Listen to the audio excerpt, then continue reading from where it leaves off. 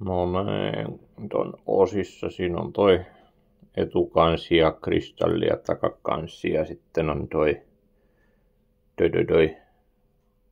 kellotaulu, viisarit. Sitten on nämä, niin kuin millä tää vedetään ja sitten on ajanasettelusysteemit ja sitten nämä,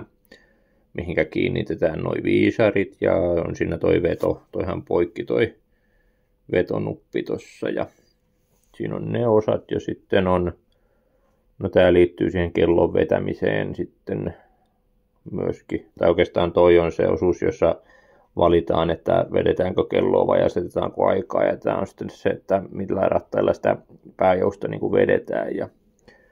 sitten on no en mä tiedä englanniksi toi on pallet forkki, tää on se mikä kontrolloi sitten kellon liikettä, että se ei pääse vapaasti vapautumaan se pääjousi sieltä ja sitten tässä on tämä viipotin, tämä on suomeksi tämä viipotin, tämä heiluu sinä edestakaisin sitten ja tämä on niin kuin se kellon sydän tavallaan, sitten tästä tulee voimansiirto, eli kellon lihakset voi ajatella olevan ja niiden toi silta,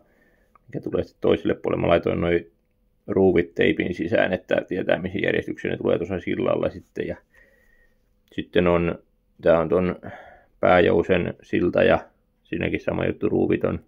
tallessa tolleen ja sitten on pääjousi itsessään tässä ja pääjousen tämä barrel, tämä on englanniksi, mutta ei se varmaan tynnyri suomeksi ole. Sitten on tämä pohjalevy, nyt ei enää purkamatta muuta kuin toi rubiini tuolla, se on irrotettava tässä mallissa, kun tässä siinä on toi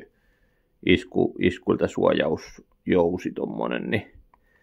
sitä en nyt lähtenyt vielä irrottamaan. Sehän on tässä, tätä osaahan ei yleensä mun mielestä pureta, jos ei se ole rikki, mutta täällä on toi toinen iskuilta suojaamisjousi, niin noi kuuluisi ottaa irti, mutta en ole vielä ikinä isommallakaan kellolla harjoitellut tuota